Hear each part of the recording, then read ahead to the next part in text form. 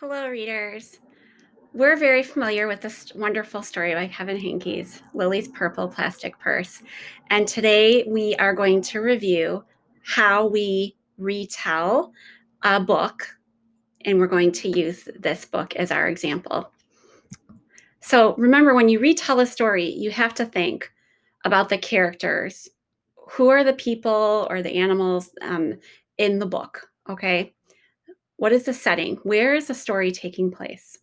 What happens in the beginning, the middle, and the end. So you really want to think about those things when you are doing a retell.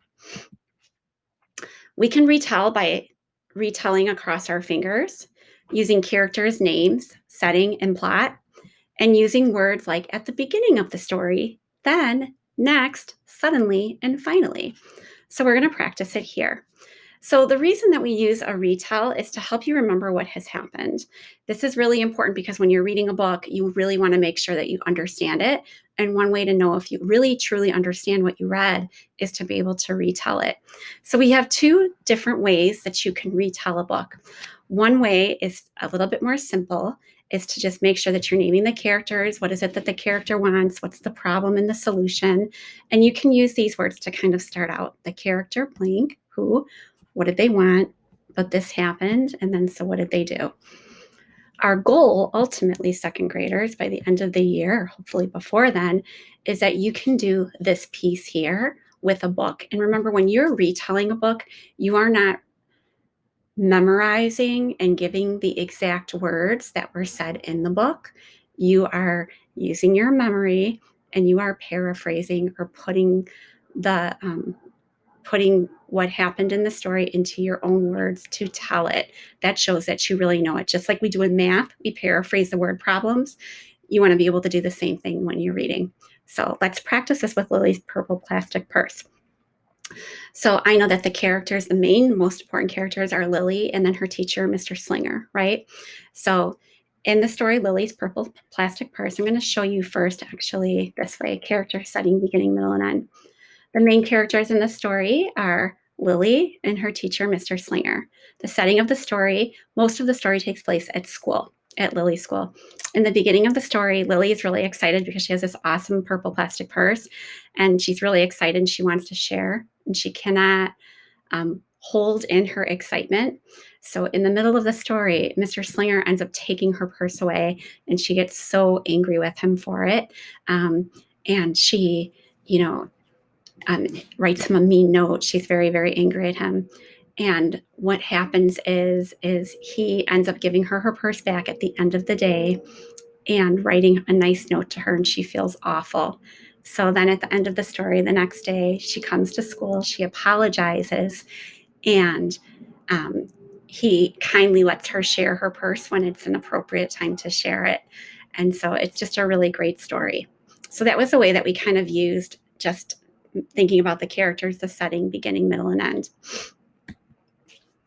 And again, we can retell across our fingers. So you want to make sure you know the character names. I knew that we had our main character, Lily, and her teacher's name was Mr. Slinger. If you're reading and you can't remember the character names, you want to make sure you go back and you check that again. The setting of the story. Most of the story took place at the school. So you might be reading a story that has other settings or places where the characters go, but you want to really think about where the main part of the story is taking place, okay? And the plot, what's happening in the story. So this story is about a little girl who has this new purse and she's excited to share it. It gets taken away from her by her teacher, and we find out at the end of the story how she solves that problem.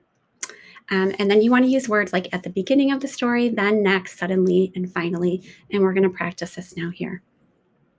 Okay, so the character, if I was using this side, I might say the character Lily wanted to share her purple plastic purse with her classmates, but Mr. Slinger took it away because she was disrupting the class. So she ended up writing a mean note to him. And then at the end of the story, she feels bad because he does something kind for her, and she apologizes to him. So this is sort of a simple way. The way that we want you to be able to do it is to be able to say the title of my book is Lily's Purple Plastic Purse. It is about a mouse named Lily, or you could say a little girl named Lily, who brings up a purple plastic purse to school that she's really excited about sharing. The setting of the story is Lily's classroom with her teacher, Mr. Slinger. And the problem in the story is that Lily keeps interrupting the class and interrupting Mr. Slinger, so he takes her purse away. First, Lily gets her purse taken away. Next, she writes a mean note to him. Then he gives her back her purse with a nice note at the end of the day.